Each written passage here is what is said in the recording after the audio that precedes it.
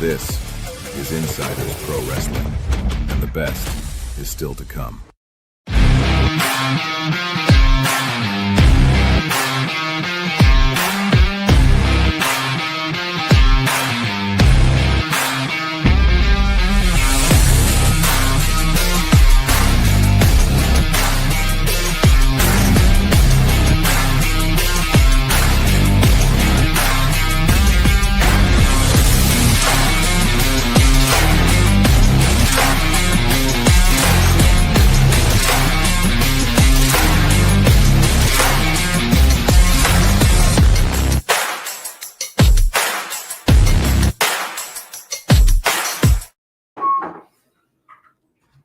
What's going on, everybody? Welcome to another episode of Insiders Pro Wrestling on Between the Ropes on a Sunday night. Welcome in, everybody. It's nice to see you all. And as always, lots to talk about in the world of professional wrestling. So, Jeff, we're back in the studio, man. Yes, we are. We're back in the studio. Clown, I see, is here. If you look next to me, Clown, you'll see GCW, just saying. But yeah, lots to talk about. Some controversial stuff, some fun stuff. So yeah, well, it should be a fun episode as always. I've got two grievances I'm going to smash together in the airing of grievances tonight. So two wrestling-related grievances this evening that I want to talk about. So that should be fun. And, of course, as always, we'll go over all the latest news and all that good stuff about pro wrestling. And there has been a lot of it. So let's see who's here. Yeah, Clown is here, as Jeff said. James Chadwick says, good morning. Good morning, James. Yeah, good morning, James. Yeah. Derek is here. Another Falcons loss. I think that's a game that's 5 in a row now. Great time. I'm just numb to it. Damien is here. What's up, Damien? How are you? Jason. Hello, Jason. Andrew Stevens. Barry Monkey. Brandon is here. Big Dan is here. Another one of those better to be lucky than good wins for the Bears. Well, hey, at least your team's winning, man. Doesn't matter how pretty they are. Listen, your Bears are 7-3 right now. I would be extremely happy with that. Yeah, absolutely. The first in the division, yeah, I think they are. Or no, the Lions. The Lions are right there. Yeah, the Lions play the Eagles in a little bit. Yeah, so that should be a good game, hopefully. Let's see. The opening instrumental could have been used in Sons of Anarchy, said Clown. Andrew Stevens said, bear down. Hello, Jason Peaks. Doing well. How are you? Bonus Baby says, sup, y'all. After the 2-hour delay in Houston last Sunday, I made it to Utah. Had a great week with the kids and grandbabies. Made it back to the Boot, Louisiana last night with no issues. Well, that's good. I've been to Utah one time. I had a work meeting there. Very, very weird. Of course, we were in the city, and we were in Salt Lake City, and we had our meeting in a big amphitheater that was there. But like, it was very, very odd area. It was like this. It wasn't very busy there, and then after a certain time at night, like after 5, 6 o'clock, it really just gets dead. So this is a weird. I was in my one and only time I was ever in Utah. John G, hello to you. Despite us being mortal foes tomorrow night, I still. Oh yeah, well, Dan, look. I mean, it's two bad teams. I mean, that's what it comes down to. It's two bad teams. Dallas is going nowhere, and the Raiders are going nowhere. The Eagles didn't play yet, John G. They play tonight, man. If your Eagles won, it wasn't the Philadelphia Eagles. They play tonight against the Lions. With Provo, Utah, as a team, it was weird. Also, sorry, Jeff. Go ahead. No, I was just going to say the Eagles play tonight because that's a heck of a Sunday night game. Yeah. tonight. So Philly, Detroit. yeah. It should be a good one. Oh, my bad. My team's going to win later. Utah Mormons are renowned for their nightlife. So sidewalks roll up at 6.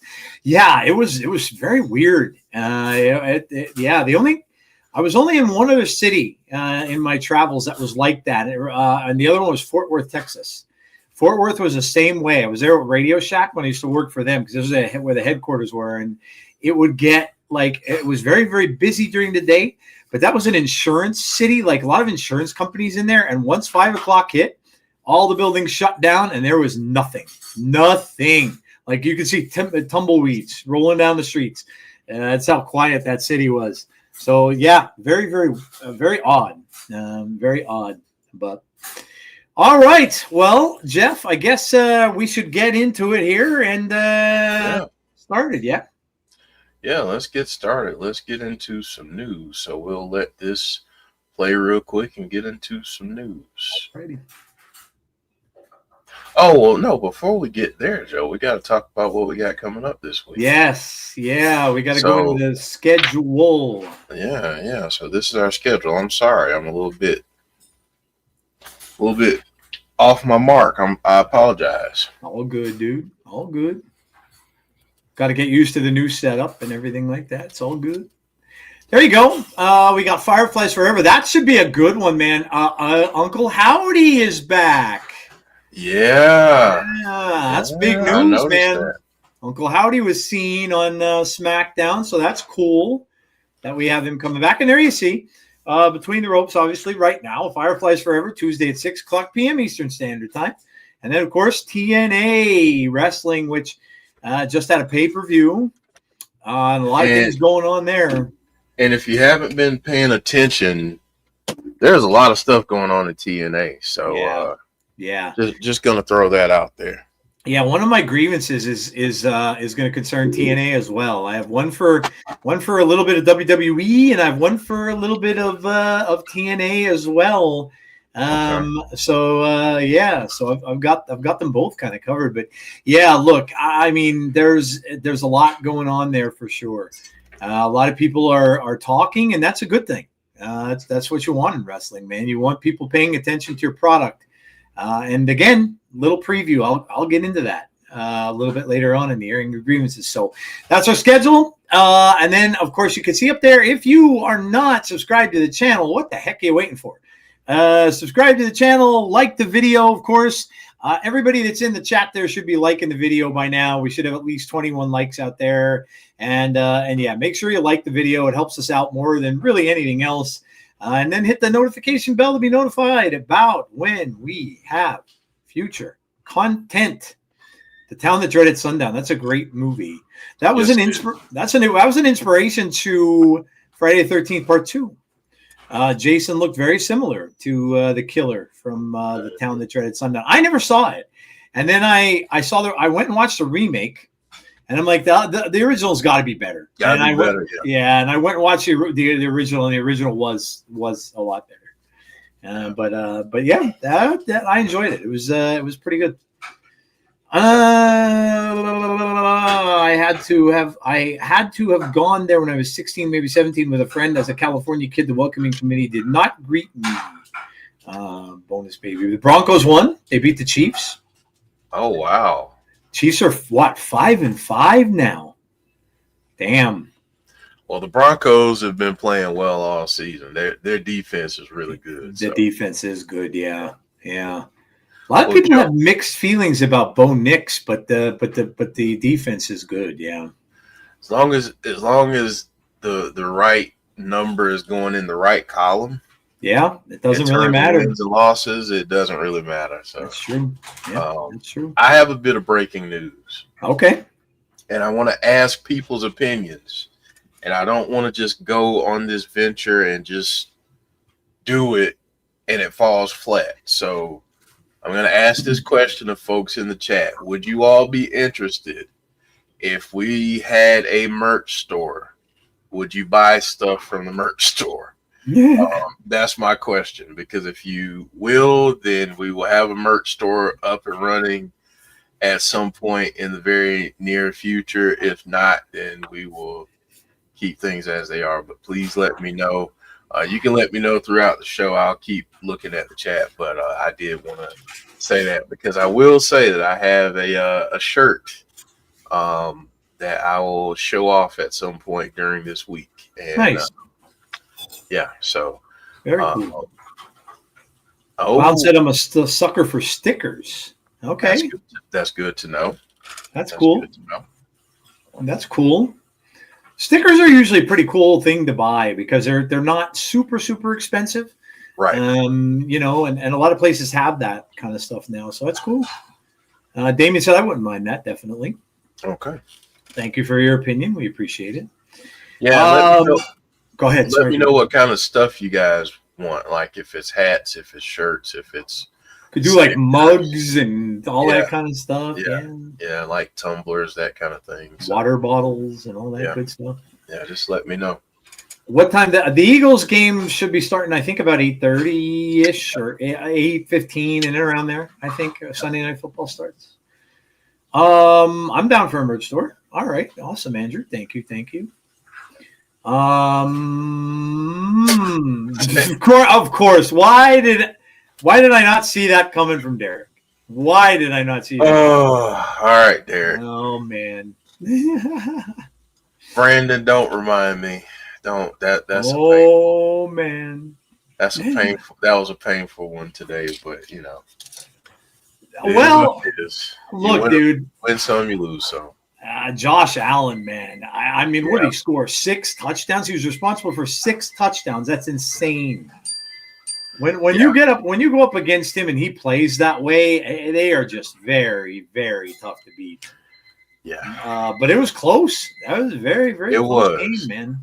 It was. Who knows, Jeff? Maybe a Super Bowl preview there. Maybe. But I will say that don't look now, but the Rams might be the best team in the league. Yeah. So, which is crazy. It wasn't more than 2 years ago that their coach was going to retire. McVay was going to retire. They lost their best defensive player who retired. And then there was talk about their quarterback. How long can he go? He's been around forever. He's going to retire at some point too. And then they filled all these gaps around him. They've got 2 amazing wide receivers. They've got he might be the MVP this year. Yeah, he very well could be.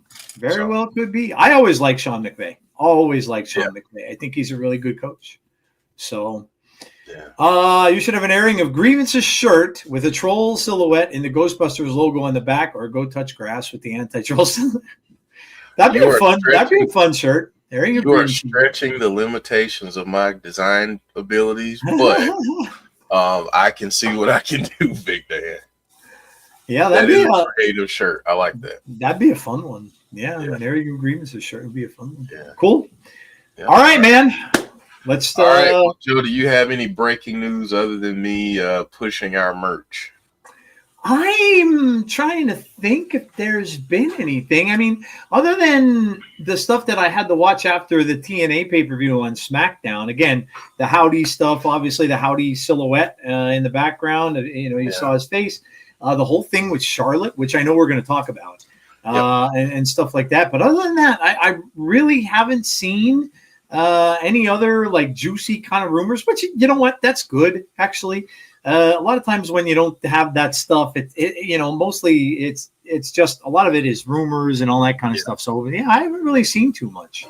Okay, well we'll get into the first topic then, if that's cool with you. We'll go absolutely, right to the first bit of news, rumors, reports, whatever you want to call it. But reports are that Joe Hendry has signed with WWE, Joe. And Brandon Davies just at that time said, say his name, and he appears. Dude. I mean, not surprising. Where there's smoke, there's fire, and almost every wrestling publication was reporting on this. And whether or not it's true, it hasn't been confirmed, obviously, by anybody in WWE, but it wouldn't surprise me. We all knew, being fans of TNA, that his contract was up. they said December.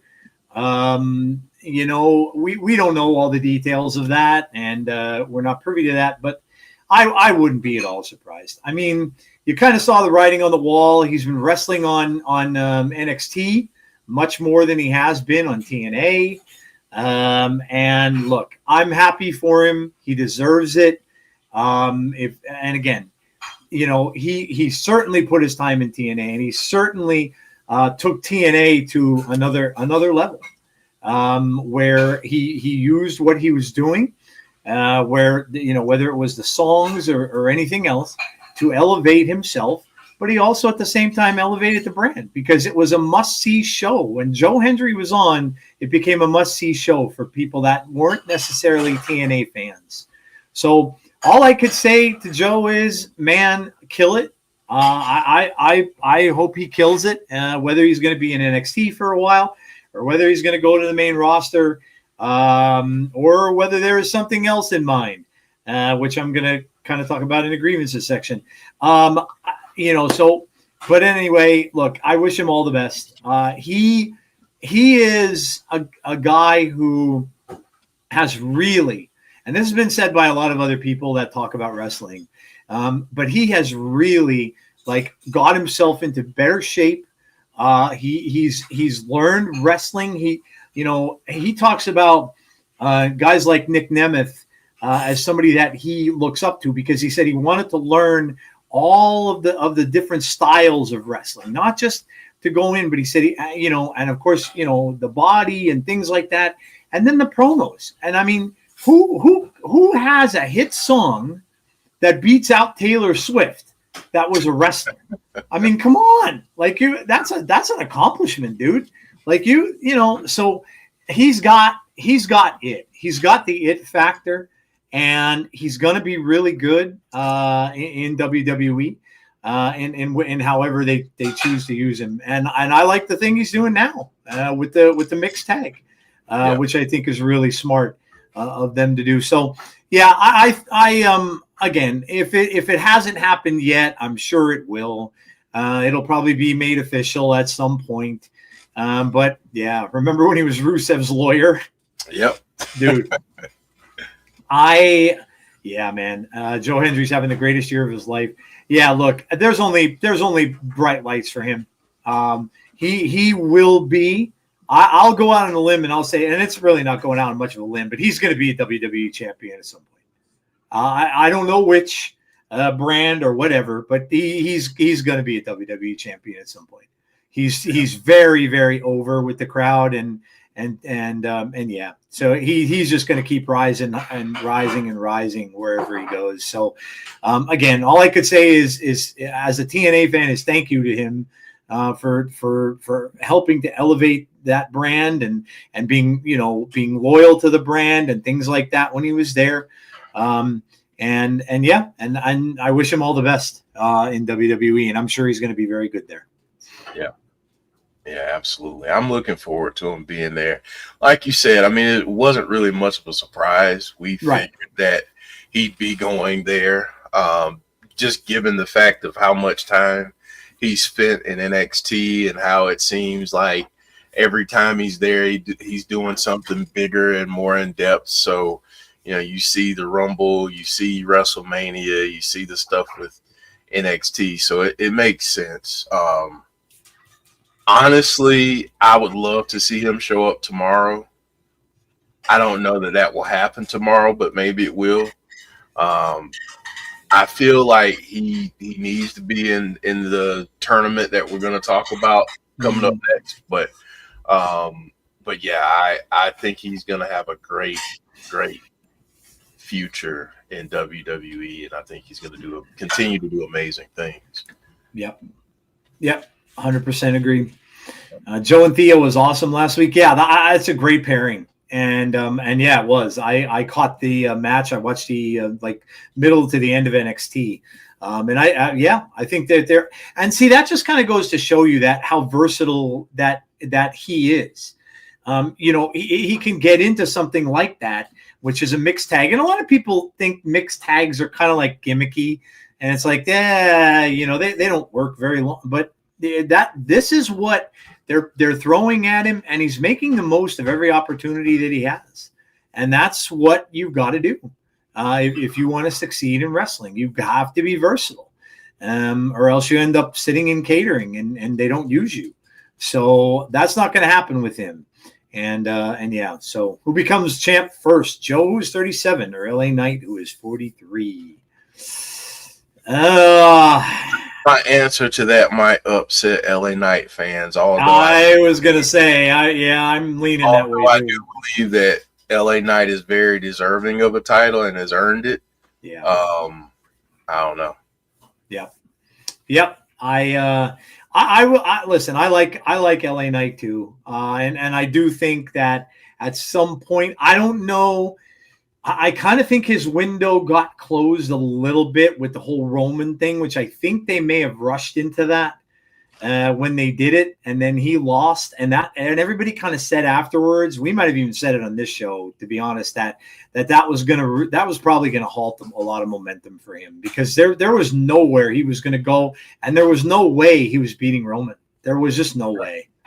So he got fed to the wolves there, and it's just unfortunate. And kind of derailed him. But the good thing is for LA Knight is that the Seth Rollins is out of the way there. So now you're not going to have Seth back for a while. So anything kind of goes. Punk is the current champ. He has the title, but they might be best in a situation where they can have some title changes now. Back and forth, and not just have one person be the title holder for like 5, 6, 7 months. So who knows? Maybe he'll get that opportunity at some point. I'd like to see. I'll be honest, Jeff, with LA, I'd like to see him turn back heel. I like him. I like him better. Yeah, I would too. Yeah, I think he's just better at it. Yeah, than a face. Although he can do both, but I just think he's better as a heel. So I agree. Yeah, I agree. But cool. All right. Well, up next, Joe and everyone in chat, we're talking about the Last Time Is Now tournament, and it got a lot more interesting because last week John Cena beat Dominic Mysterio to become a Grand Slam champ and win that IC title. So, Joe, what have you thought about the tournament so far? What do you think about the potential tomorrow night, since that's Cena's last Raw? And what do you think so far? It's crazy. It's crazy. We're getting all these lasts, right? Mm-hmm. And I was shocked. I knew Dominic was going to be there. I didn't see that coming. And I certainly didn't think during that match, they had me going, because I really didn't think he'd win it. I really didn't think he would. I'm like, they're not going to take all the momentum that Dominic has going for him. I'm like, no, they're not gonna take that off of him, are they? And they did. And I was like, wow, okay, all right. So now the stakes now are higher.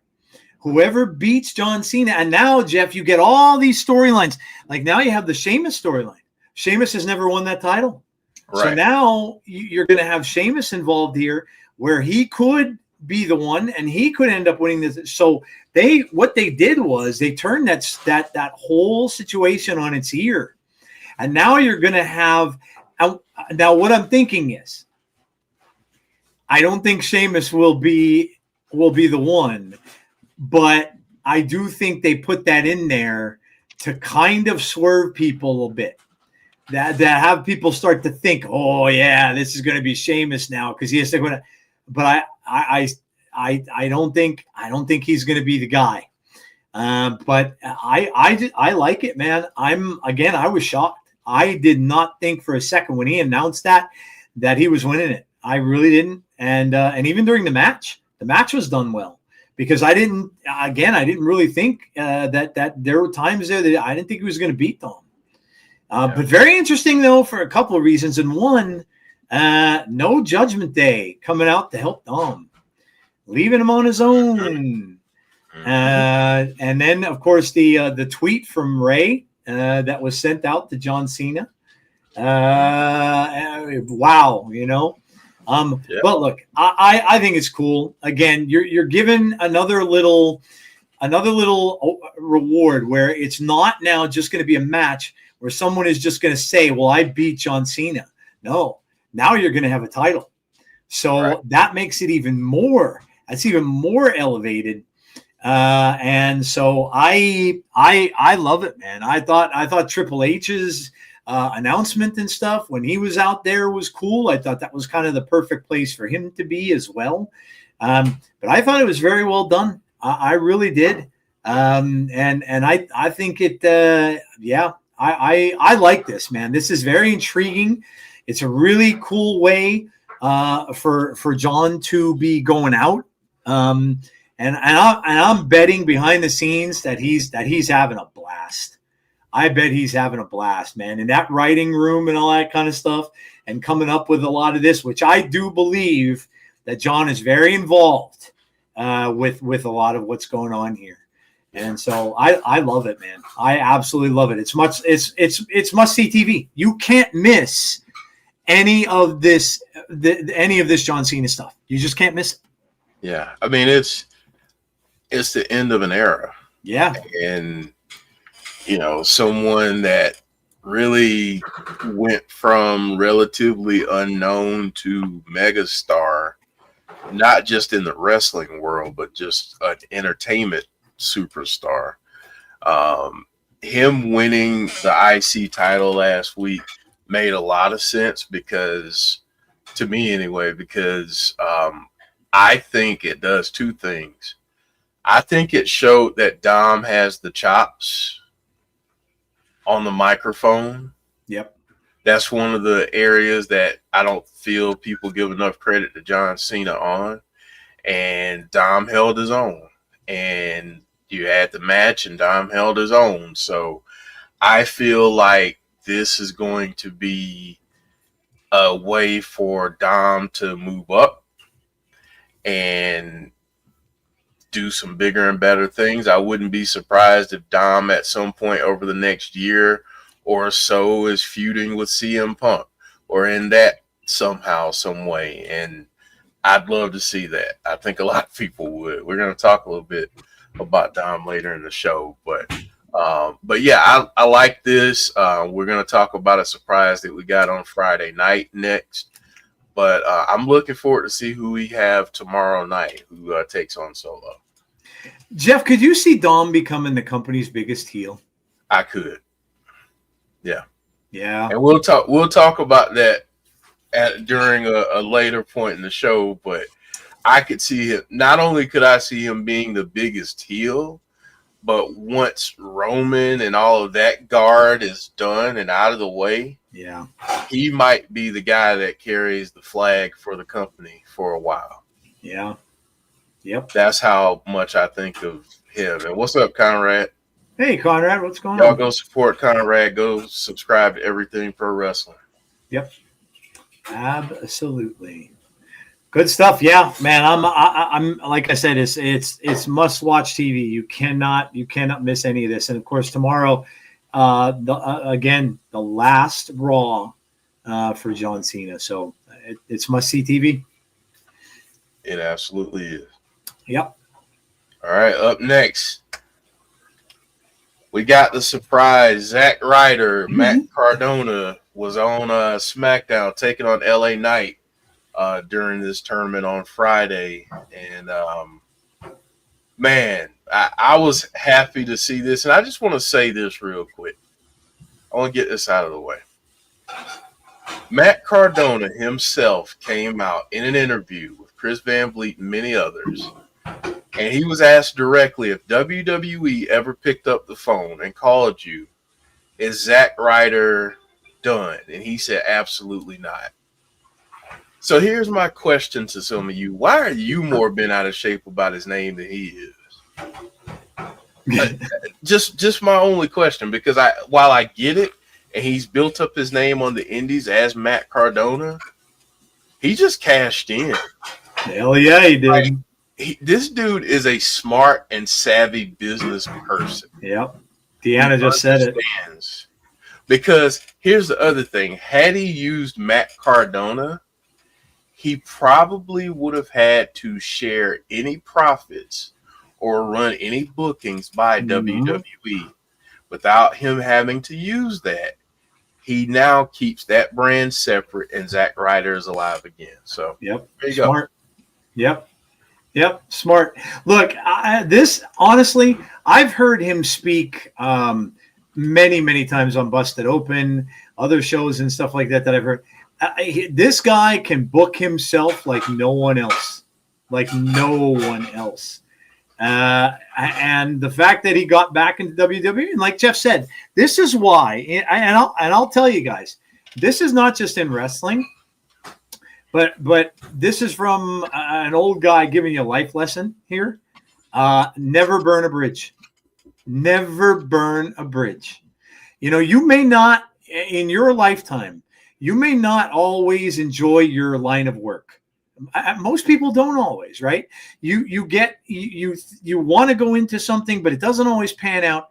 You have to go into something. But and I've said this to my own kids: don't ever burn a bridge, regardless of maybe it's not for you, but don't ever make sure that you go out with your head held high. You go out with them feeling good about you, and but never burn a bridge. And that's what goes on here. Had he gone and done stupid things like some of the wrestlers do, and they badmouth the company that they were with before, and they start saying all this crap about, well, this place sucked and this place, you'll never be wanted back. You'll never be wanted back there. So he doesn't do that, and that's very intelligent. And I can remember it was probably either LaGreca or Bully. One of them said. They said that he promotes himself better than anyone, and I certainly could agree with that. I certainly could agree with that. He does, like he has himself. He self promotes like no one else, and I was shocked to see him back there, but I'm not surprised by it because and Jeff, instantaneously the merch went up. The merch went up on WWE's site like 2 seconds after he was on the screen. It was up, and you saw Zack Ryder merch in the shop. And everybody was like, wait a minute. This can't be, this got to be a one-off. He's got, nope. He has merch in the WWE shop, dude. Like, yeah, it's smart. Very smart dude. Very, very, very smart guy. And, he's going to be another one, Jeff, who unfortunately, I think he gets a little underappreciated. Yeah. He really does. But, he's another guy who just goes in. I mean, we've seen him in TNA. We've seen him in WWE. We've seen him in other wrestling promotions through the years. He just goes and he just does work. He just goes in and just works. And no matter where he is, he's involved. He's into it. He doesn't come in and he doesn't spout off, and other than his character, obviously, but he doesn't come in. He doesn't badmouth it. He doesn't say crap about stuff like that. But I think it's great, man. I like Matt Cardona. I really do, and I think he's always done that though. Like Yeah. even when he was in WWE as Zack Yeah. Ryder, yeah. He got himself over. He Yeah. learned the internet game before the internet game had a blueprint. Like he is the blueprint. So that's the other thing. Yep. 100%. But yeah, this was cool. It was a very cool surprise. Not many people, I don't think many people could say they saw it coming. So, but yeah, it was very, very cool to see that. And look, if we had previous management / ownership in WWE, would this have happened? And maybe not. But, so it's kind of cool that it is different there. And things like this can happen without being opposed, let's just say. So, yeah, I think it was awesome. All right, up next, Women's War Games match gets a little interesting, Joe. Yeah, what about this now? Charlotte walking out on her partner because she does not like Rhea Ripley. Can't trust Rhea, doesn't like her. I mean, look, again, good storytelling here, because how many matches have we seen between Charlotte Flair and Rhea Ripley, including the stuff that was going on during COVID? These two know each other in and out. So I can 100% see why Charlotte would be doing this and coming off saying she doesn't like her. She doesn't trust her.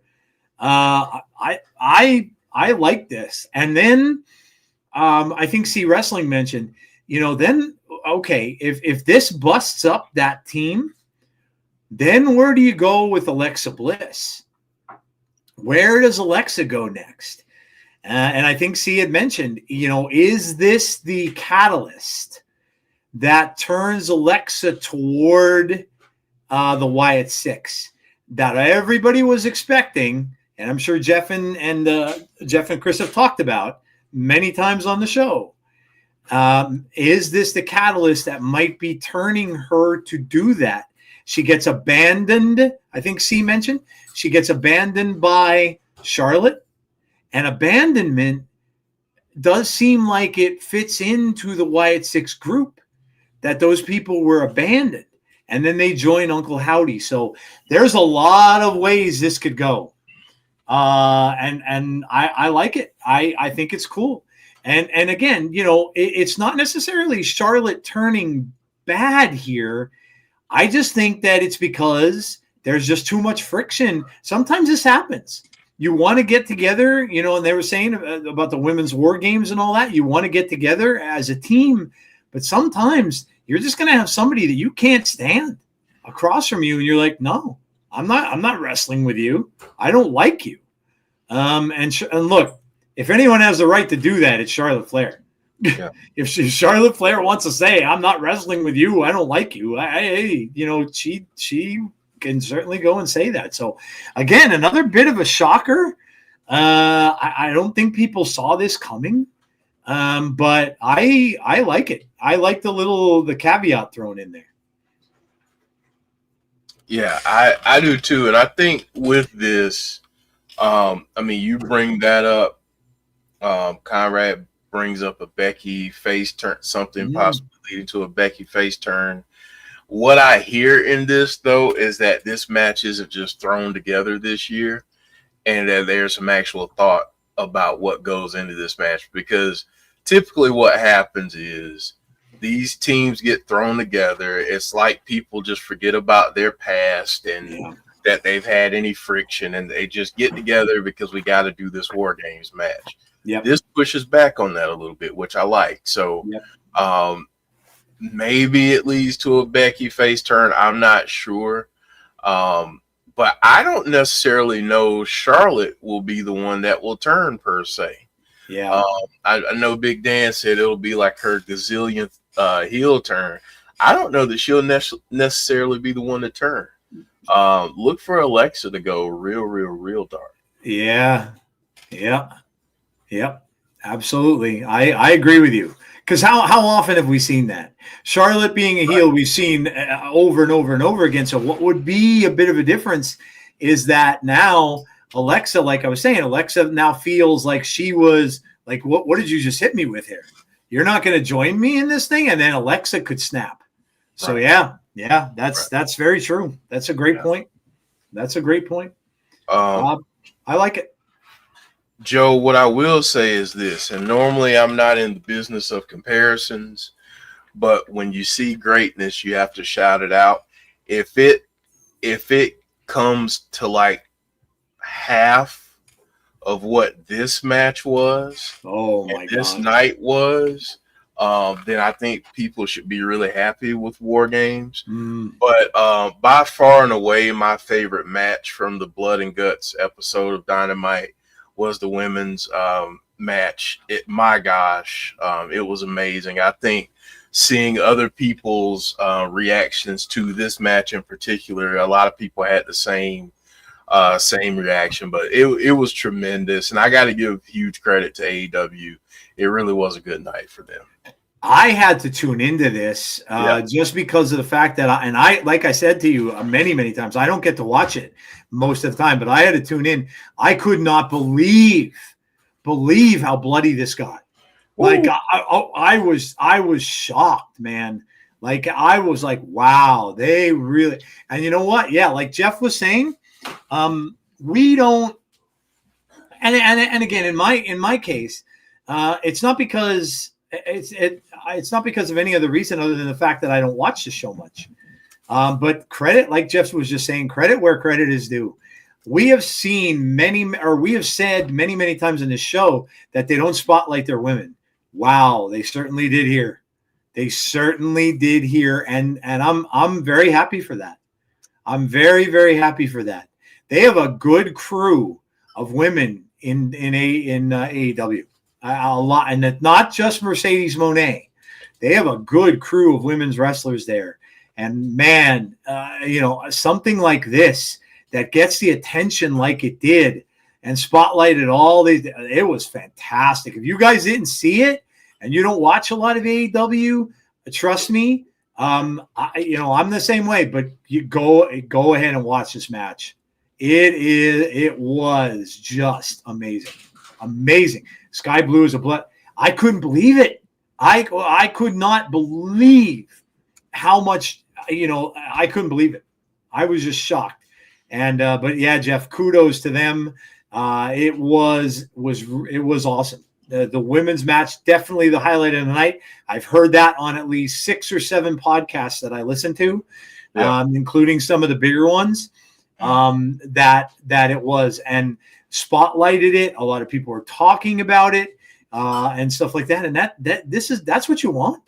That's what you want. Yeah. And so great job. And I hope they do it more, Jeff. I hope they do it more. Yeah, and I mean, again, yes, they've had a talented roster of women for a while now. I don't think the talent, at least for me, the talent has never been a question when it comes to the women's wrestlers in AEW. They got an opportunity to showcase. They showed out last week. I hope that continues to be built upon. And that's where I'll go with that. Yep. Yeah. 100%. Yeah. Yep. 100%. You have an opening now. Keep on doing it.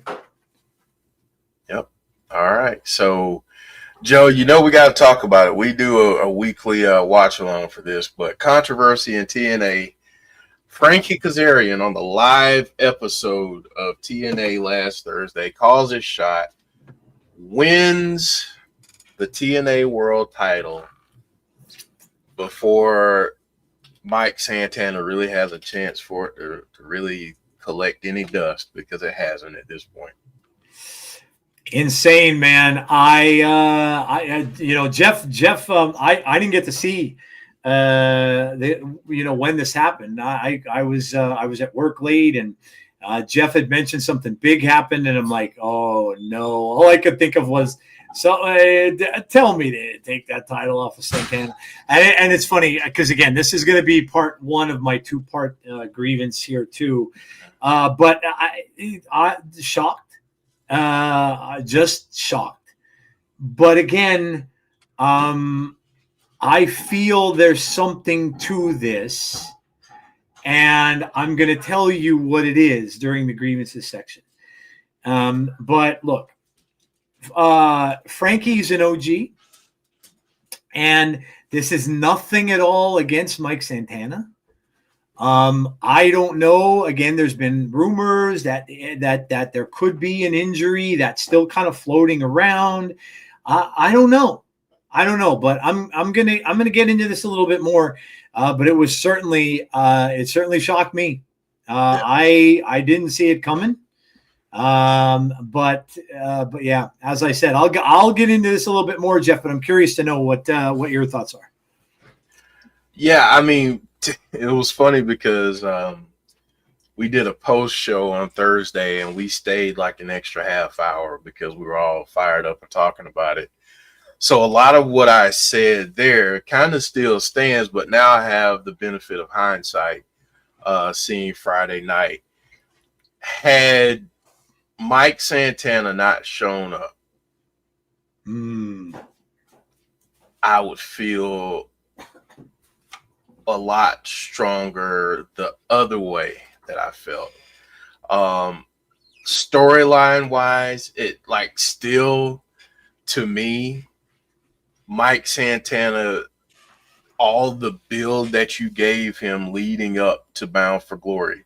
You think about what happened at in the beginning of the year, earlier in the year, when it was him, Trick, and Joe Hendry, and it's like, what the heck are we doing? So, yeah, I'm still bothered by how quickly they decided to, take the title from him, given the amount of time that they put into the build. Um, but again, and Bonus Baby brings this up, I'm reminded of Josh Alexander and our reaction to it when Josh has this triumphant moment in front of his family, including his young child, and that SOB Moose comes out there and calls a shot and wins the title. Yeah. And we were all at that point like, man, Josh's singles run is ruined now. It just got started. Now it's over. And we were all pissed off and upset. And think about what Josh did after that. So again, not saying that we can't be pissed about it, because again, it still doesn't make a lot of sense to me. But I have a little bit of hope. And I know the other argument is, but it's not the same regime. I get that. But I still have a little hope, given the fact that Mike Santana, one, got the rub from Josh. I feel like that means something with this new group. Two, I feel like he is the type of star that you can be invested in, title or no title. And I feel like he's the type of guy that you want to put your brand on the shoulders of a person like him. So I hope that he gets the title back soon.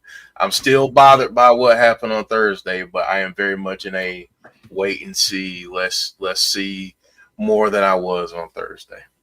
Yep. But to Conrad's point here, I still love Frankie Kazarian. None of my anger is in any way directed at him, because Frankie Kazarian is a TNA OG. He's one of the people responsible for putting TNA on the map. Without his contributions in that company, a lot of people wouldn't know what the X Division is, wouldn't know what TNA is. I mean, yeah, there are other people who are more well known in terms of name notoriety, but a lot of what he did helped pave the way. So that's what I have to say about it. Yep. I would agree.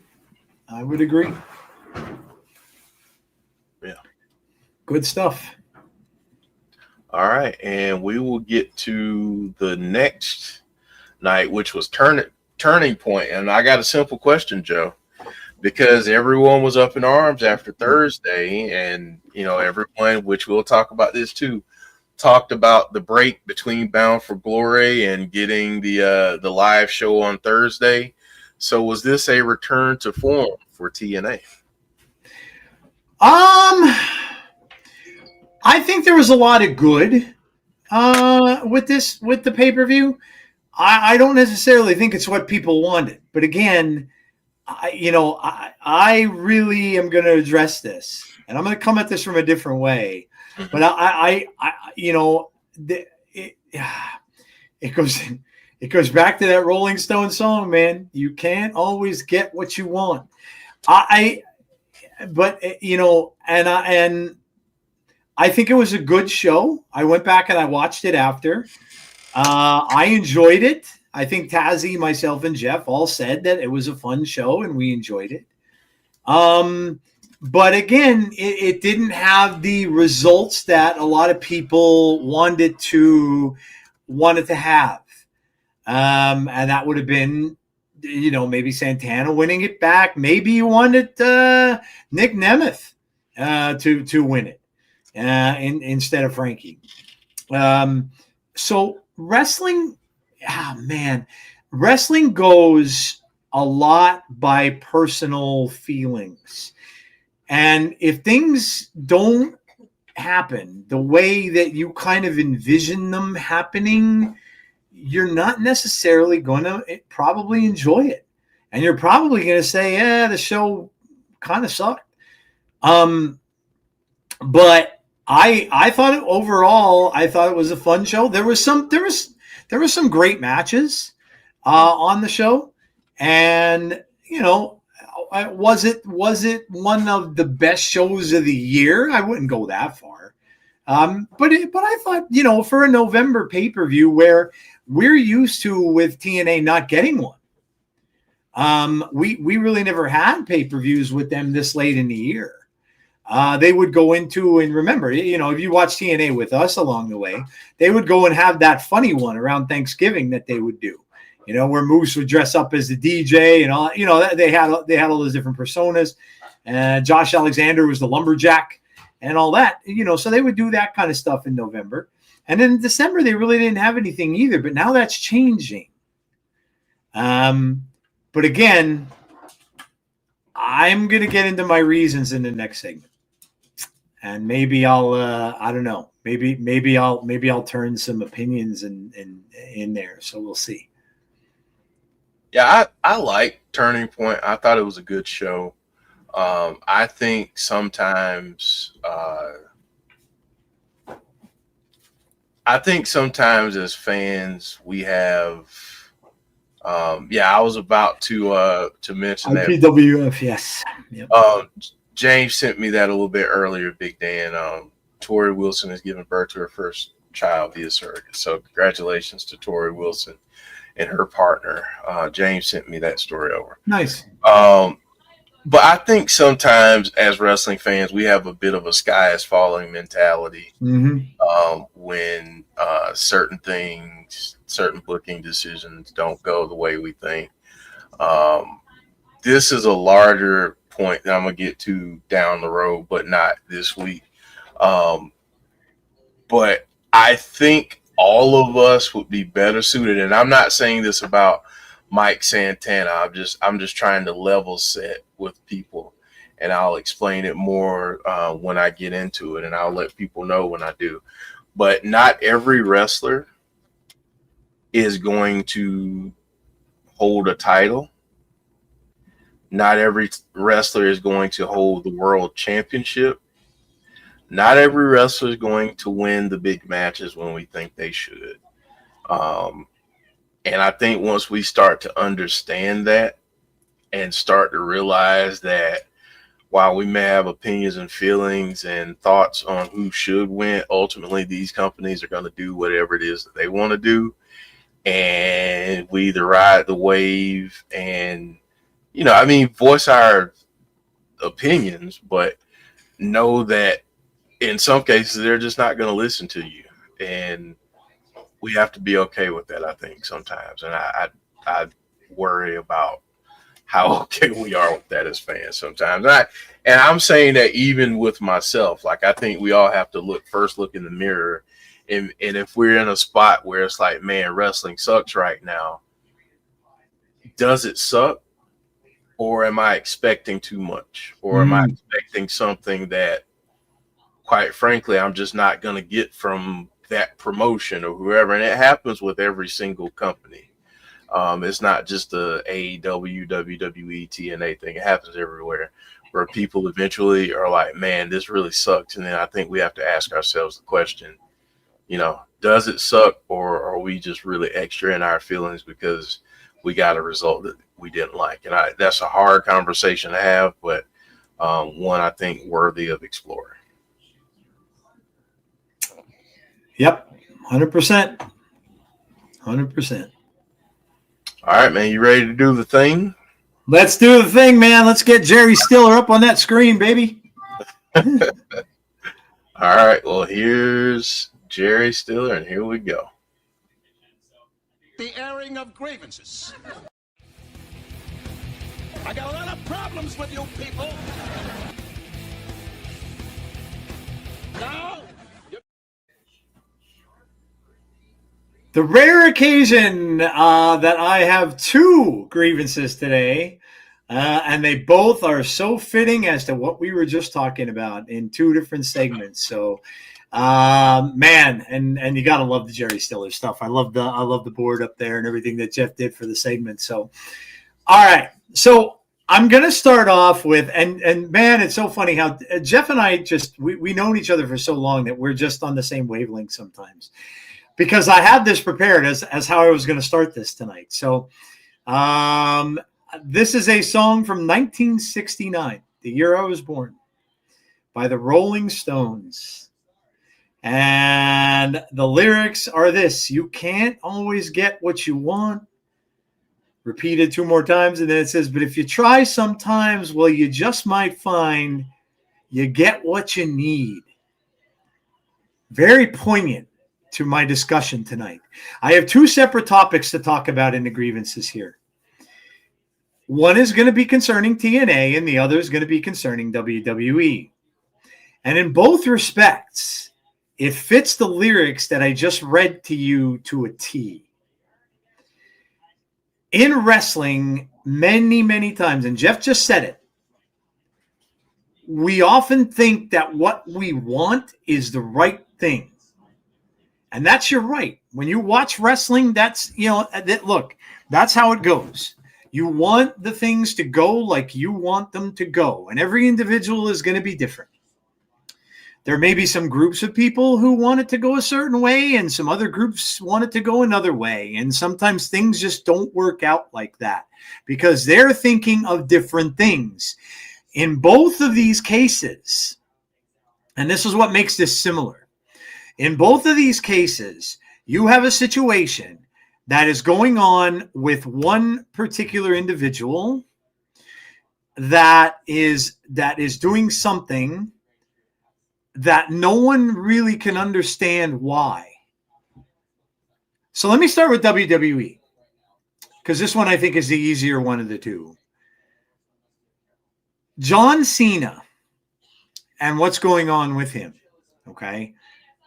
Now, some people are already fantasizing and fantasy booking who they want to see as John Cena's last match. I'm going to just say this.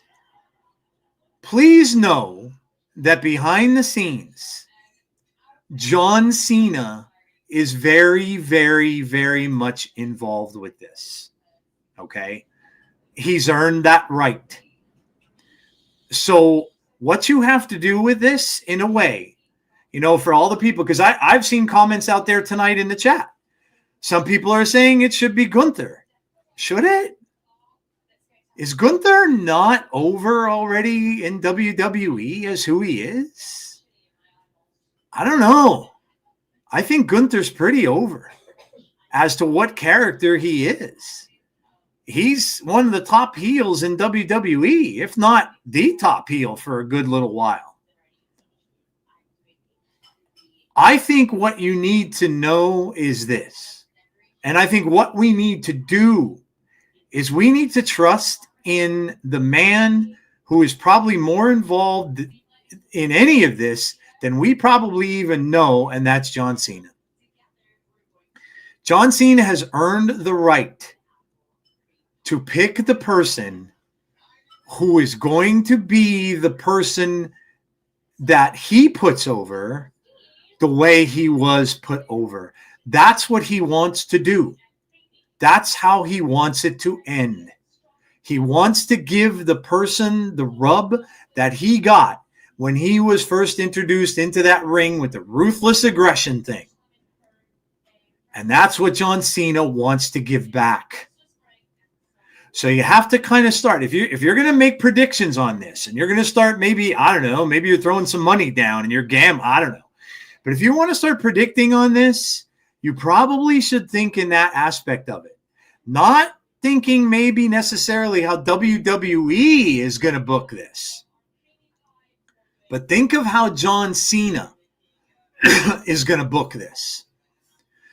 Because I think if you're thinking the WWE way, I think you're going to be let down.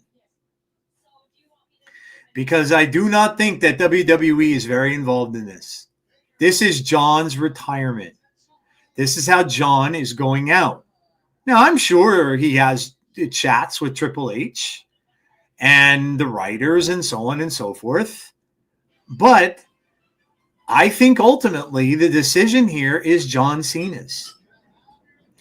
I had someone come up to me and say that they're a wrestling fan as well, and they know I'm a fan of Joe Hendry, and they came up to me and said, "Well, they better not do that because he doesn't deserve it."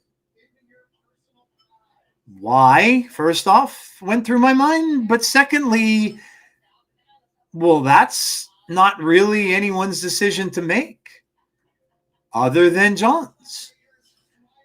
If John sees something in Joe Hendry that reminds him of himself or reminds him of what he was back when he got his from Kurt Angle, then that's John's call. That's no one else's call. And what are you basing that on? Who deserves it more? I mean, are you going to, what kind of names are you going to give me? Are you going to tell me it's Jey Uso? Or are you going to tell me it's Bronson Reed or Braun Breaker? Or, and what are you basing that on? So I think we kind of have to think of in a bit of a different mentality here as far as this is concerned, because again, this is John doing what he's doing. This tournament that I love, I think is a great idea. But this tournament is his decision. So whatever gets decided here, you can bet that this, I think, if you're going to put percentages on it, this kind of suggestion that's coming maybe from WWE. That's the easy one for me anyway. But the grievance there is that, I'm seeing people picking all these names and who it should be. But are you really thinking of who John Cena wants to be that person? Are you thinking that way? Because if you're not, you probably should be. So that's the easy one. Now let's go to TNA.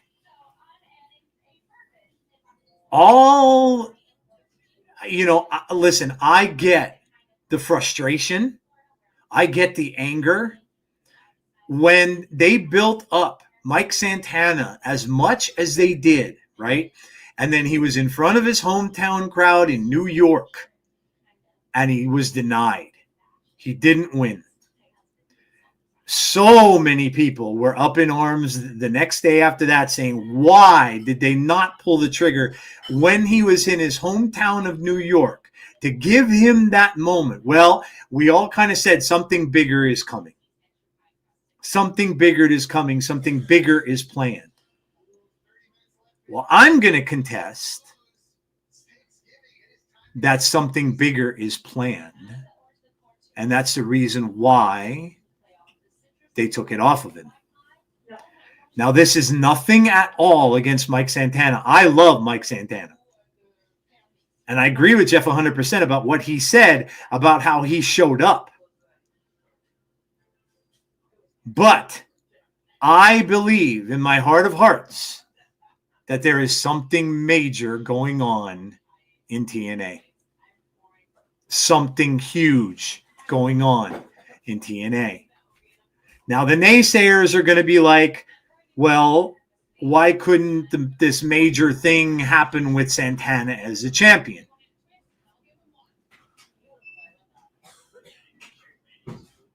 I'm gonna read you some lyrics here, okay? Again, I don't even really have to read them because I kind of Prince had out a song called Controversy, if you've never heard it.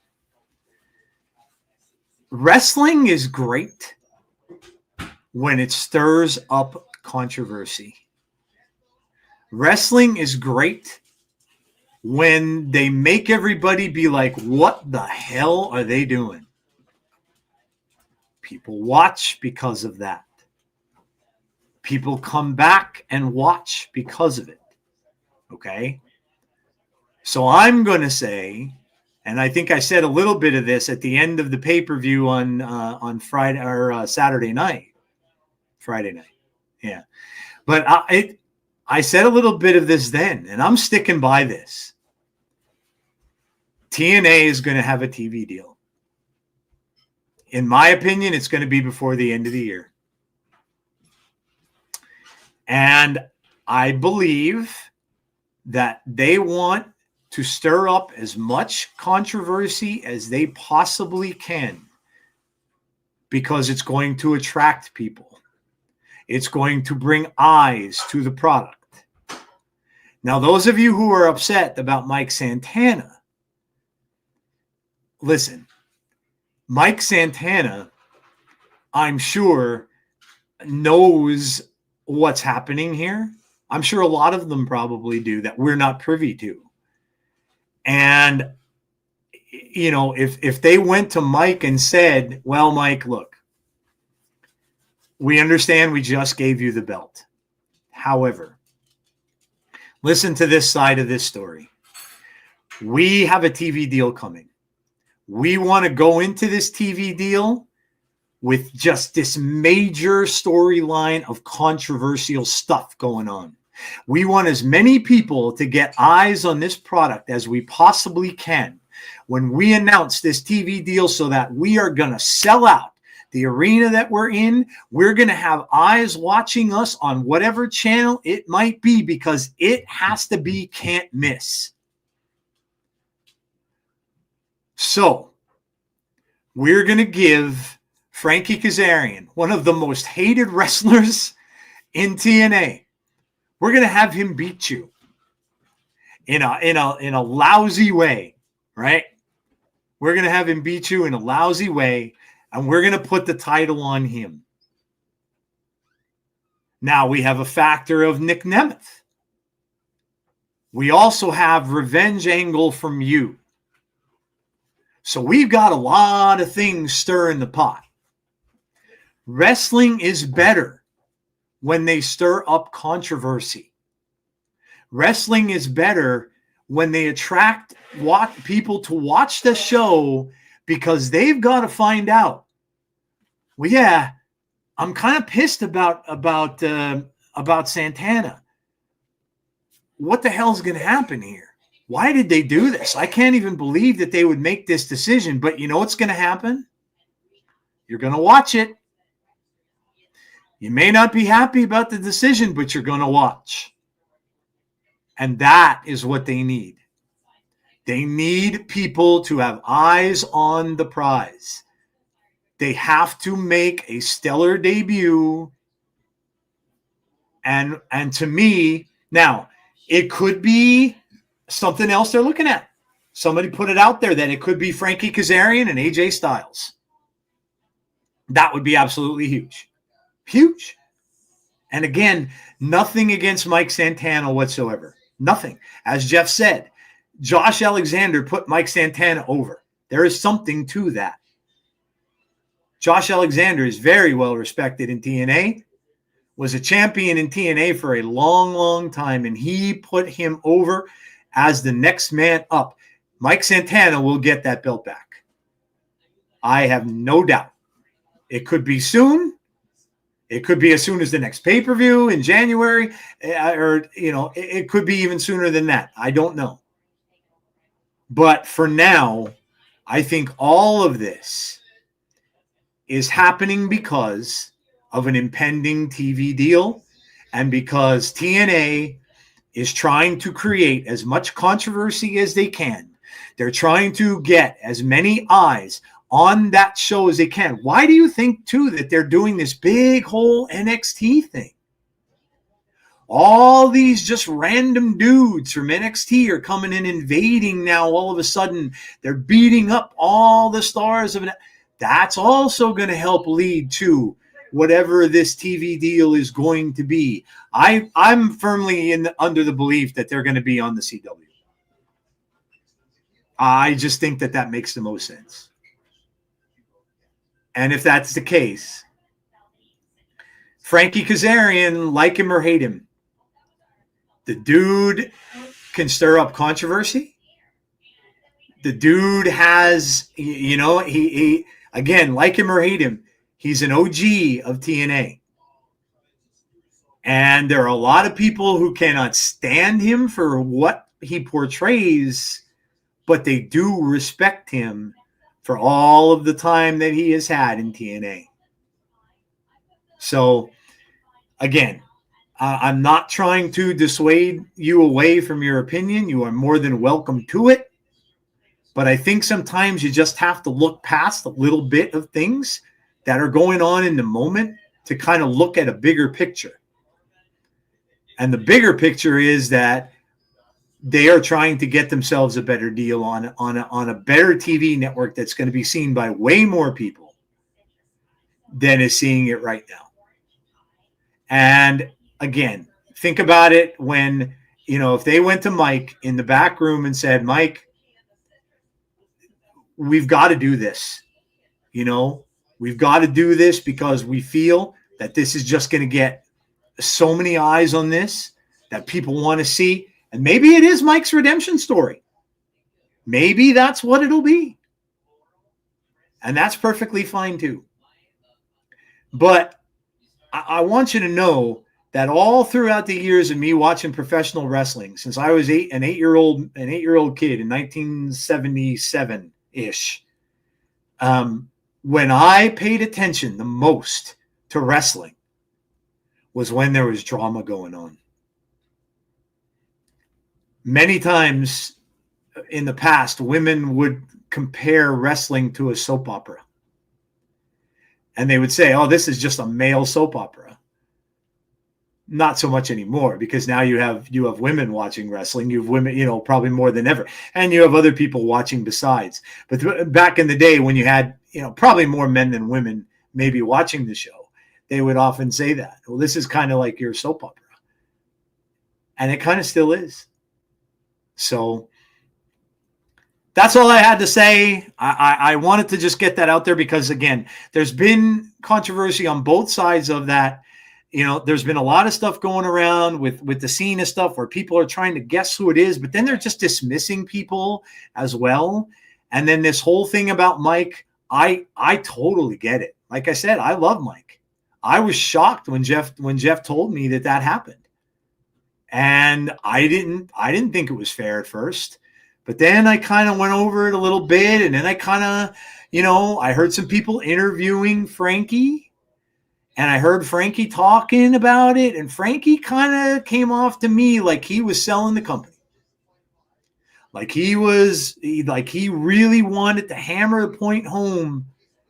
Hey, I'm a TNA OG. I'm a TNA guy. And he's proud of TNA. So that's it. Those are my two grievances. So thank you, Jeff, for allowing me to do that. Man, because everybody in the chat is so awesome, I only need 2 more sell or no sell questions. Oh, there you go. Everybody was ahead of the game. Nice. Yeah, awesome. I got everyone sell or no sell. So thank you all so much. Speaking of that, Joe, you ready to get to that? Mm-hmm. All right, let's do it, man. Now I only need 1 more. So there we go. There you go. All right, here we go.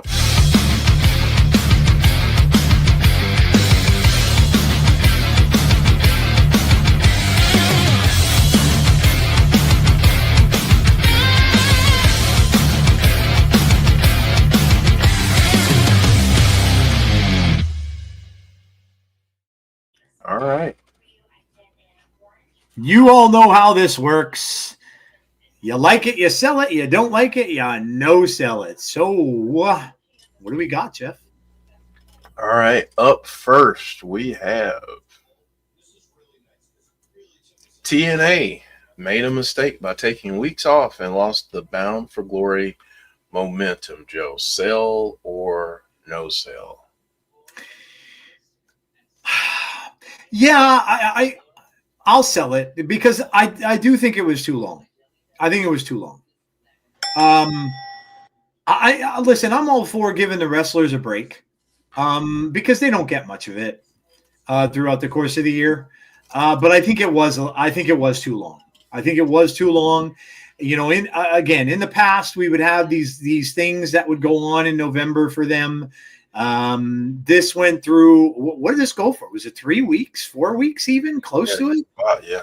Yeah, I think it was too long. I do think it was too long because I think, you know, when you go that long without a new live show, you are going to lose the momentum of the past pay-per-view because people are just going to forget. They're going to forget about it. You're not doing a follow-up. You're not reminding people of what happened. And so, yeah, I think this is a pretty easy sell. I do think that they, look, a week or two, a week, 2 weeks tops, I would have said would have been okay. But I think at that point, yeah, it went a little. If I were them, I would have come back like around Halloween, and done something there that you could have played off with a little bit. You could have had the Hardys do something at the compound or something like that. But I think I would have came back a little sooner. Maybe 2 weeks tops. I would have had, and I would have been okay with that. But yeah, I think they did lose some momentum from Bound for Glory. Yeah. Bonus Baby says, sell or no sell. I agree with both. Can I lease it? Sure. That's kind of where I am, honestly. I'm more with Bonus Baby. I'm kind of a sell, but with a caveat, because I think it all depends on, one, how they finish 2025, but two, how they start 2026. And I think at that point, we'll be able to really tell if it was a detriment or not. I think right now as fans, because we missed, 2-3 weeks of it, and we feel like, man, everything was red hot, and then you just kind of go on this hiatus. Yeah, it kind of feels like you lost a little bit of momentum, which they did. But if that was time spent to build up new storylines, to finalize this TV deal, to do, to set themselves up in a way that puts them in a better spot going down the line, then it really wasn't a detriment. But I think right now I have to sell with that caveat that, maybe it's not, maybe it wasn't, maybe in 6 months it won't be a bad thing. But as we look at it today, I would say yes, because it did feel, the show on Thursday, although I thought it was a good show up until the very end with how they ended because of everything that happened. I thought it was a decently good show, but it felt like a lot got crammed in, and I feel like that happened because they took that time away. So yeah, I do think that it hurt some, but I also am hoping that maybe down the line we'll see that this was the plan and this is why they took the time that they did. So, yep. Looks like most people sold this. Derek, Damien, Clown, Dylan, Andrew, James, Sean Rousset, Barry Monkey, Big Dan, Bonus Baby said, I agree with both. Can I lease it? I'm selling because they could have returned on October 24th, said Brandon. Sell, and Noob says sell. Yeah, most people agreed that it was a little bit too long of a break. Okay, fair enough. All right, next topic. We've got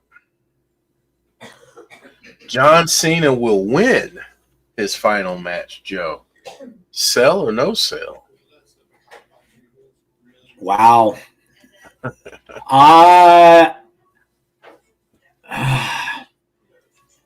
I'm gonna say no sell. I don't think so. I think I think he's going that route. I really do. I think he's going the route of where he's given something back. I think that's really what. Look, John Cena has been a lot of things in his career. One of the things he's been extremely good at and this includes the Make-A-Wish stuff, is giving back. And I think his last act as a WWE wrestler in his career is going to be that he's going to give something back, and he's going to be, he's humble, and he's very proud of what very gracious of what WWE gave him, and I think he's going to do the same. So I think that Intercontinental title, and the fact that it's going to be like I said in the grievance section, it's going to be somebody of his choosing that he's going to give back to, and it just remains to be seen who it's going to be. But I think he'll lose his last match. Yeah, knowing the person who he seems to be, I'm gonna say that too. I'm gonna say no, sir. I think given how much he cares about the business, how much he's put into the business, I don't think I don't think there's really, I mean, Clown even said this, I don't think there's a reason for him to win, honestly. Right. Because then why would you put the IC title on him? Like, what's the point? And I mean, unless you're going to have him lose the IC title tomorrow night because he's apparently wrestling someone tomorrow night. And from his post, he said that tomorrow night is his favorite. Like, this is going to be his favorite opponent. So who knows, but this should be a lot of fun. The last few weeks of Cena's career, it's wild to even say that, given that many of us were there from the very beginning. But yeah, I mean, this is going to be a lot of fun. I just don't think he needs to win. Yeah, for this final match. Yeah, I agree. Looks like everyone's in agreement there too, for the most part. James, no sell. Clown, no sell. Dylan, no sell. Damien, Sean, John G. James said it depends on who the opponent is. Barry, Bonkers. I kind of don't think it'll be Brock. If it's Sheamus, I sell. If it's Gunther, no sell. Big Dan says no sell. Put over his opponent because of how he was raised in the wrestling business. After the match, everyone breaks kayfabe, like the tribute to Ric Flair on Raw. Clown, Sting winning his final match helped Darby. Cena's win helps no one? I don't agree with that. Oh, Cena's win helps out. Okay, yeah, I read that wrong. Sorry, my bad. Yeah. No, I agree. No Cell says Andrew, and Bonus Baby says, CFL. Oh, geez, I don't think I've ever watched CFL. All right. Now we got yours. Yeah, we have the crowd. We've got enough. So we're ready. All right, the spinner going round and round. All right, so we're about to put the spinner on screen. Where it stops, nobody knows, but that's why it's so fun. So here we go. All right. I should get some dramatic music. Okay.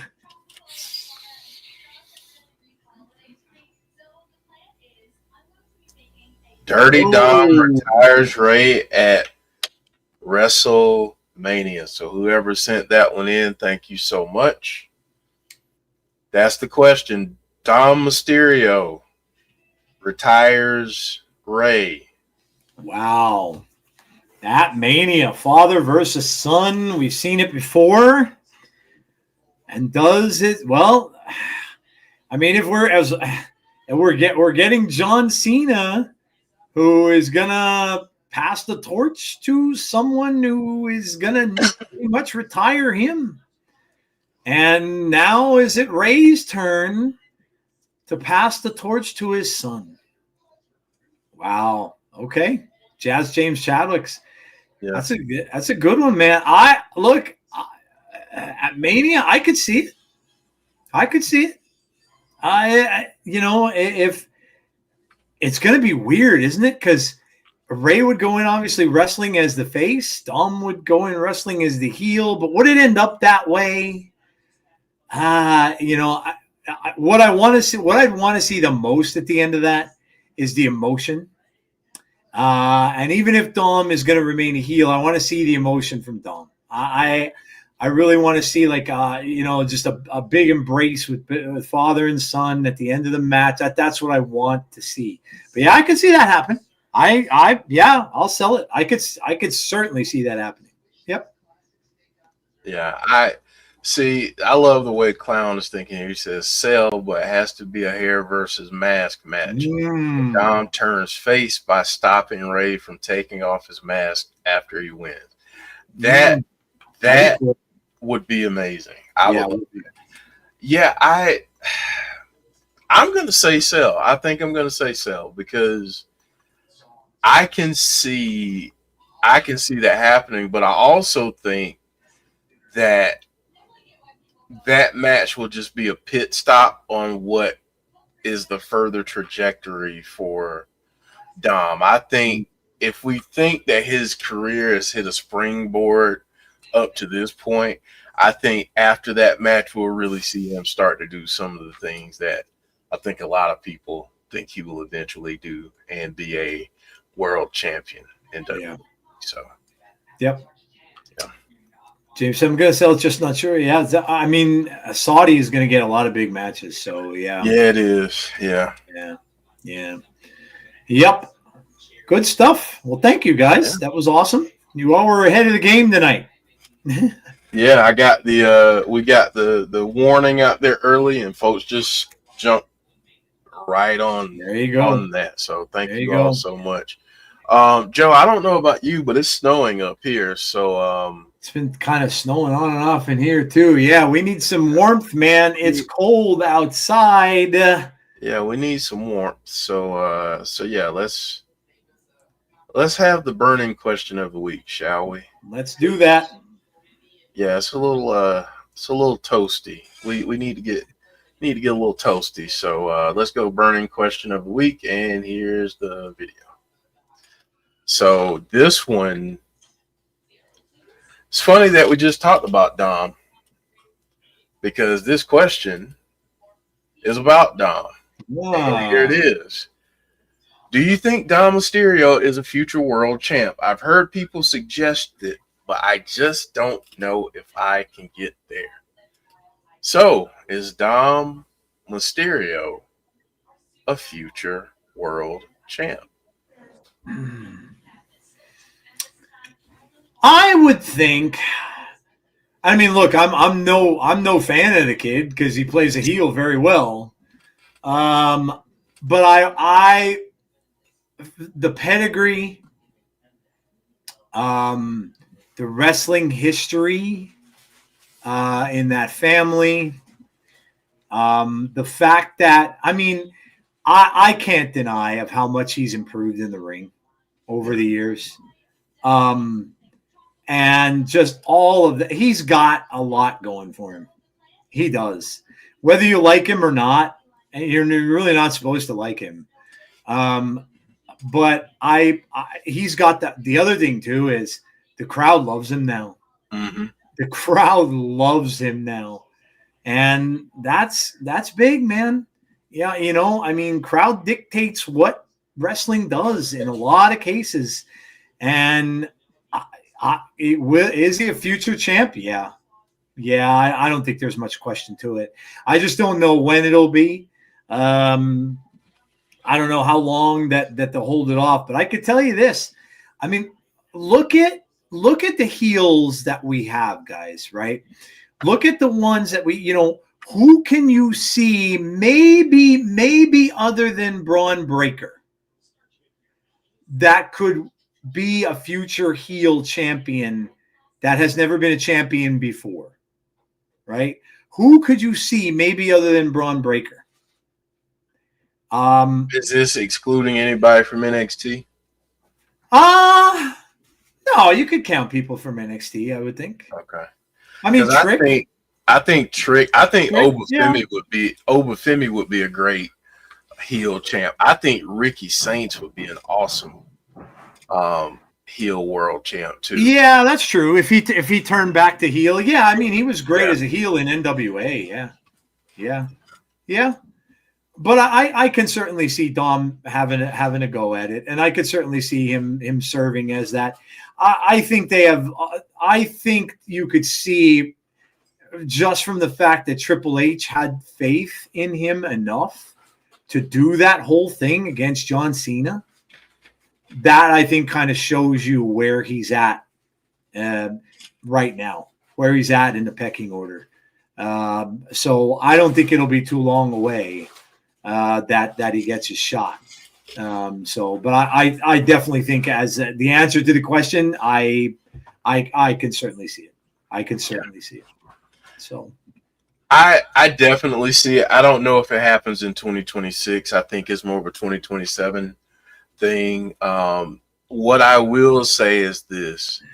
I remember when Ray was feuding with Brock Lesnar and Dom was his teammate and they both took on Brock Lesnar. Yep. And I really enjoyed Ray having his son out there, but I'll be honest, I didn't think there was much of a future in wrestling for Dom. To me, it felt like he was very timid at the time, and that's just how it felt. But then, hearing that he did a lot of work on the indies, a lot of work in, I forget where he did a lot of work at, but I know he's done a lot to prepare for that moment. He did a lot to prepare for signing with WWE, and I'll be darned if he's not one of my favorite heels right now, just because he's one of those heels where he's a dirty, rotten scoundrel, but you still love him. You still want to cheer for him because he's a likable dude, even though he's a bit of a jerk. So, I think he'll be a world champ. I think he's going to be somewhere in the vein. If he remains a heel, I think he'll be somewhere in the vein of like a Rick Rude. I think the Eddie comparison is okay because they look similar and because of the storyline, but I also think sometimes that comparison is lazy. Yeah. I think he's more of like a Rick Rude type of heel.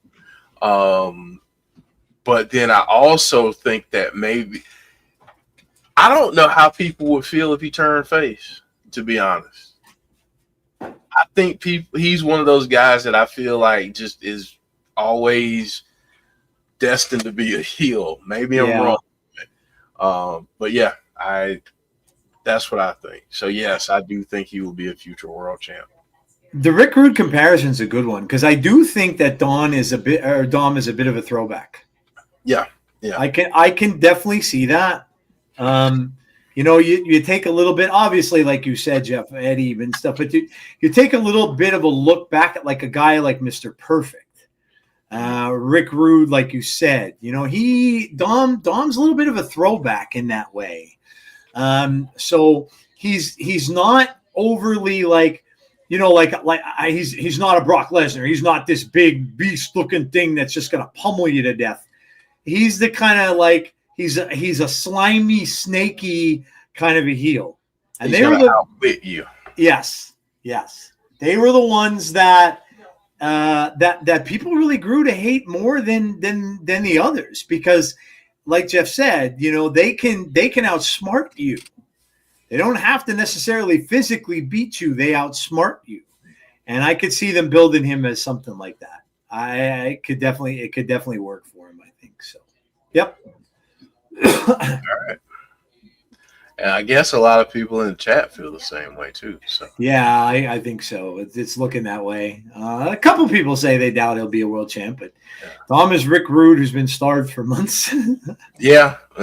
He's a little thin. Yeah.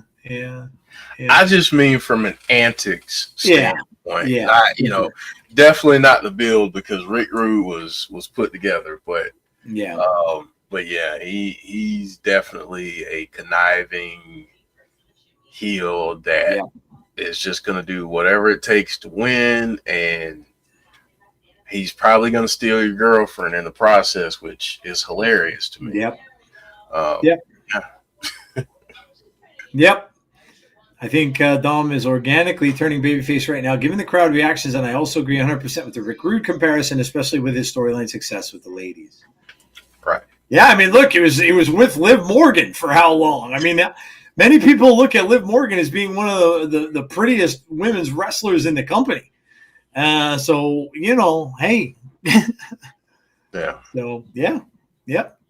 Good stuff.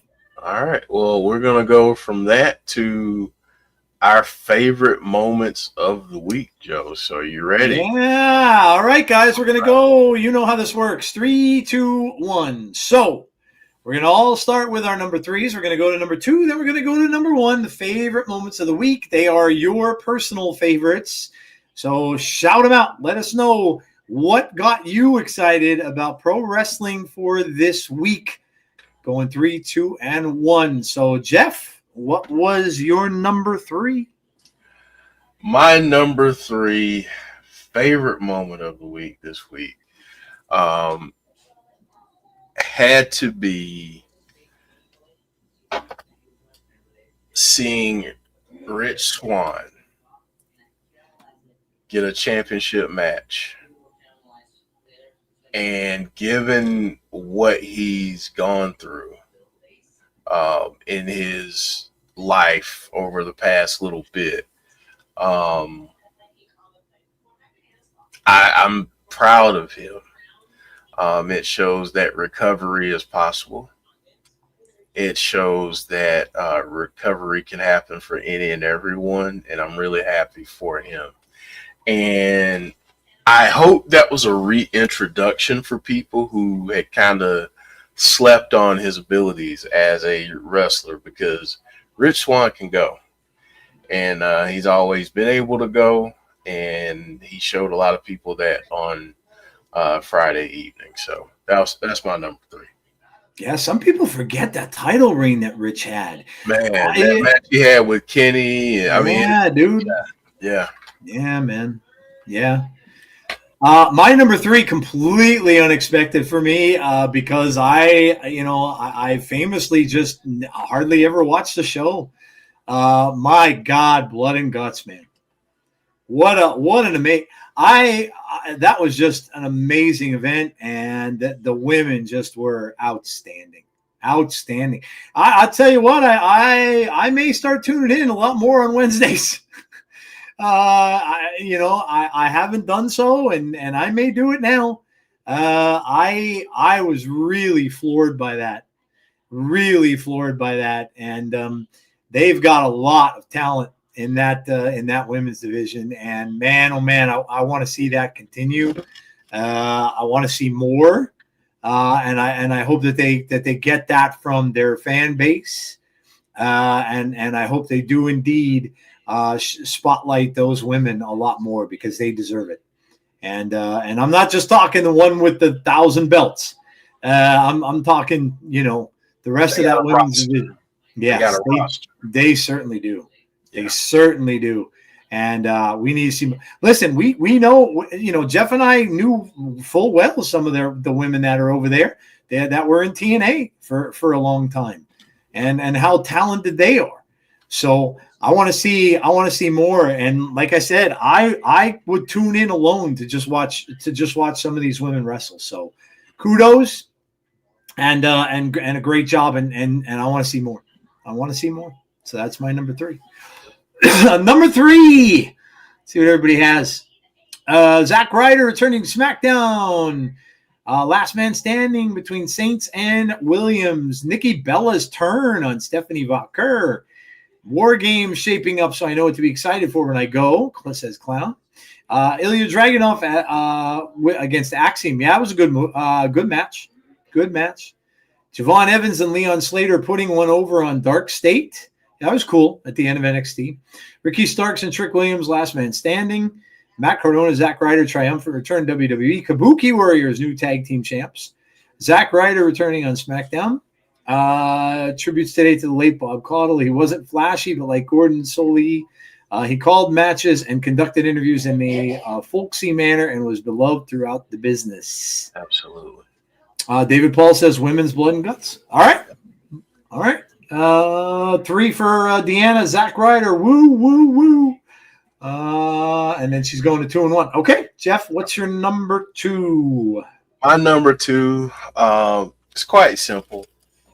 If you've ever had the unfortunate situation of being let go by an employer, one of the things you want to do is you want to show them that you made a mistake. So you go out and you find another job and you grind and you grind, and the hope is that one day you get the opportunity that like, you know what? Yeah, we were wrong. You were right. We didn't believe in you when we should have. Can you come back? Now you can take that one or two ways. You can say absolutely, or you can give them the double bird salute. And, there's a couple ways to go about that. But Matt Cardona wanted to go back to WWE. He absolutely worked his behind off since his release, and did so even before that. But since his release, put himself on the map, created opportunities for himself, kept his name at the top of mind by going any and everywhere to get out there for wrestling fans. So I am so happy for Matt Cardona being able to return to the place that he said he wanted to return to, and doing it on his terms. I really, really like that. Really happy for him. And yeah, that's my number 2. All right. My number 2, I'm going to go with Matt Cardona here as well, Zack Ryder. I was shocked. Of course, we weren't watching SmackDown because, there was other stuff going on, and I watched it afterwards. But yeah, I didn't look. I wasn't on the socials or anything like that, so I didn't get anything spoiled for me. And when I saw him show up, I'm like, damn, dude. And then I went and looked on the shop, and I saw all the merch and everything on there. But yeah, for all the reasons that Jeff just mentioned, it just goes to show you that, again, you can go home again. And if you do the right things, and you do, you believe in yourself, some people say, that Matt is probably the best, promoter of Matt. And sometimes that's what you got to be.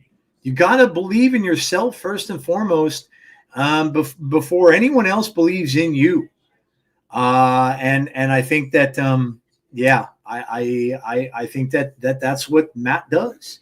And for him to come back, and like Jeff said, didn't burn any bridges. And people admitted, say, hey, you're killing it, man. So yeah, we want you to come back. So yeah, I thought that was great. Definitely one of the best moments of the week.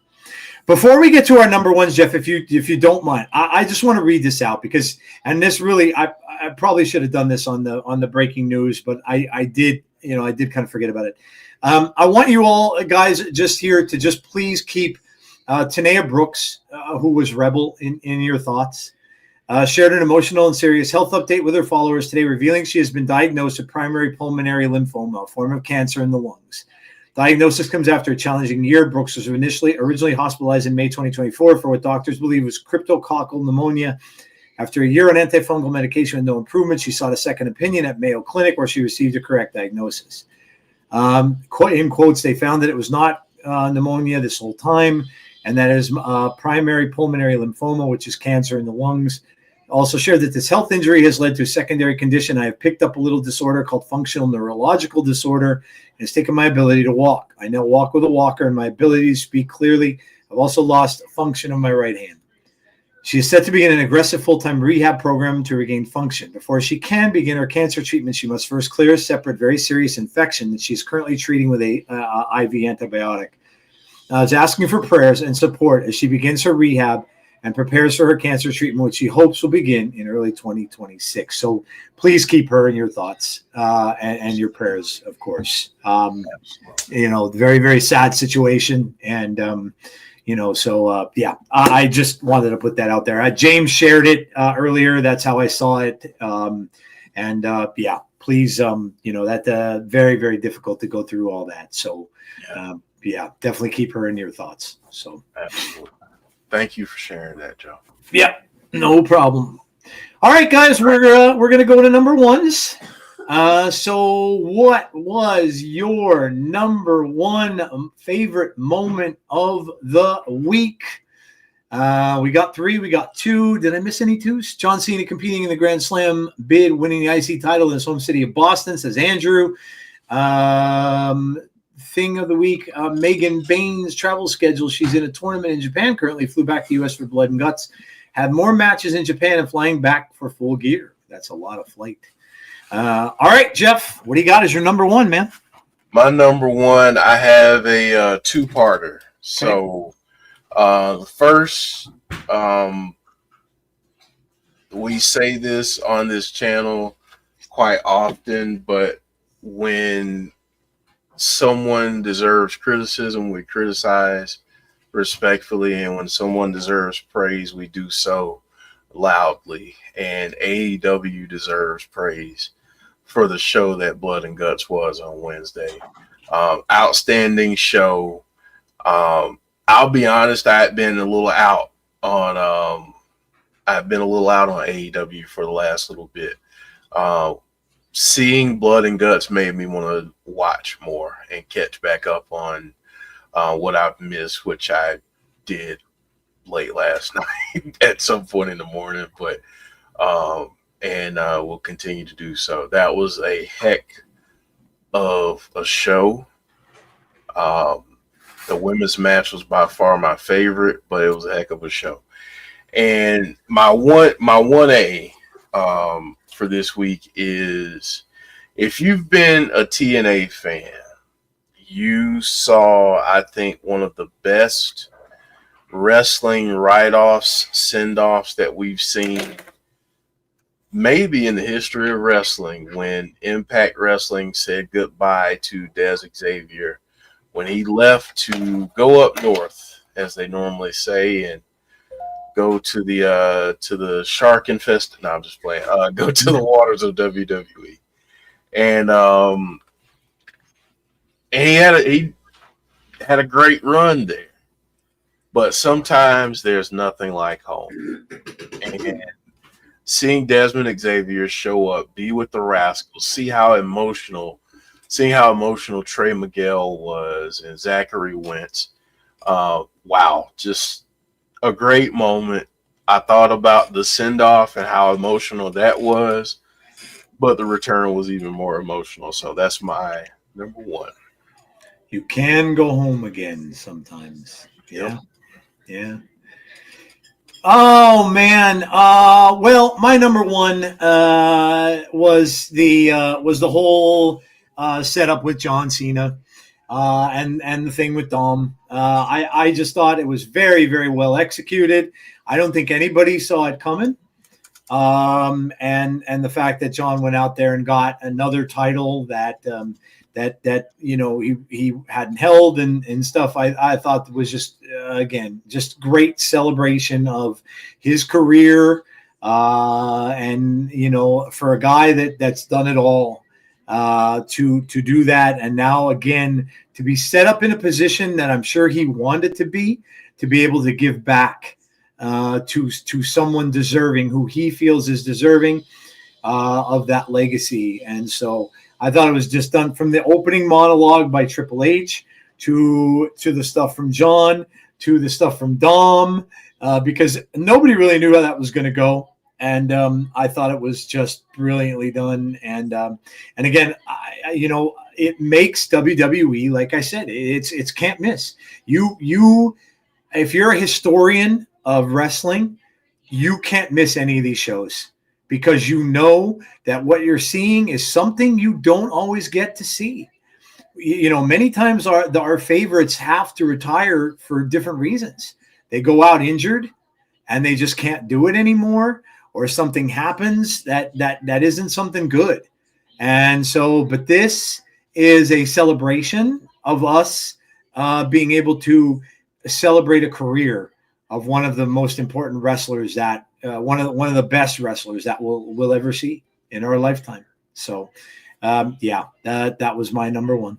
So, all right, let me see what everybody has for their number ones. Dan said, or bonus baby, wrestling related blood and guts as a whole. All 3 matches were good. Non-wrestling related, taking the granddaughters to a Christmas lights display with their grandma, my 2-time ex-wife. Oh, there you go. That's awesome. Enjoy. The women's war game segment from SmackDown, says Alexa Bliss Gamer. The match that should have main evented, women's blood and guts, says Brandon. Damien says Zack Ryder, Matt Cardona returning to WWE as 1B. John Cena becoming a Grand Slam champion. Number 1, John Cena winning the IC title and completing the title Grand Slam. Legacy of Bob Caudle. Big Dan said it well, says David Paul. That GCW logo at the corner of the desk that you thank you so much, Jeff, says Clown. Women's blood and guts. Honorable mention to Regal's cameo. War Games. John Cena versus Dom. For Dom, his flowers for holding his own that night, says Deanna. And let me go down to the rest of them down here. John Felix Anthony Cena with the Grand Salami in Boston. His farewell tour has been polarizing to some, but god dang, WWE nailed it last night in Boston, and no matter what, he goes out on top. Let's see if I missed any. Hassan, hello, Hassan. Got a new haircut. Good, nice. Good for you, dude. Matt Cardona returning to SmackDown to face LA Knight. 1B, R-Truth segment with Nick Aldis on SmackDown. Yeah, R-Truth is always great. He's a treasure, man. My personal moment of the week was seeing TSO yesterday and talking to Caleb Johnson. No, that's awesome. That's very cool. That's very cool. Now we know Jody held him in very high regard. Yeah. So yeah, that's very cool. That's very cool. I think they're playing up by me too. They usually have a concert there every year for that. So yeah, that's very cool. Awesome. Well, there you go, guys. That is going to do it for us for this one. Thank you all for coming out. We appreciate it. For checking out the show, especially those of you who are staying up super, super late or early in the morning, as it may be. We appreciate it. Again, please remember to keep Rebel in your prayers. We would appreciate that. And also make sure you drop a like on the stream before you head out. If you're listening to it afterward, please do the same. Subscribe to the channel if you have not done so already. We're coming to the end of this year, guys. The end of this year. We've got a little over a month and a half left. We got a lot of fun things coming up. We got another pay-per-view coming up for TNA.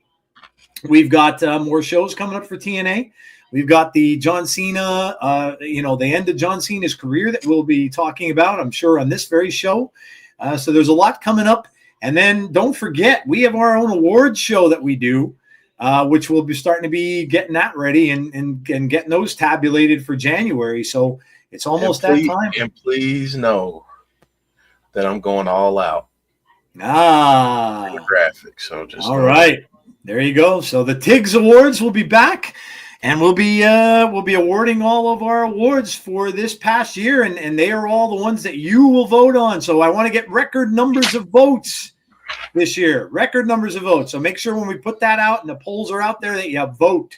It's not like voting for politics, man. It's you're voting for your favorite wrestling moments of the year. So please like, subscribe, and obviously ring that bell to be notified about when we've got our future content. And I'm sure Jeff will show that. We've got Fireflies Forever coming up on Tuesday.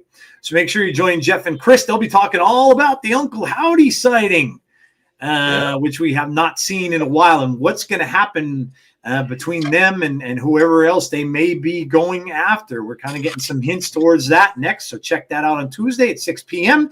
And then we will be right back here for another episode of TNA Wrestling Impact starting at 7:45 p.m. Eastern Standard Time on Thursday. All right, guys, that's going to do it. James, you have our permission to go to bed. Have a great rest of your night, everybody. Please stay safe. Be kind to one another always. And hopefully we will see you all on our next episode of The Insiders. Have a great night, guys, and we will talk to you all soon. Take care, everybody. Good night.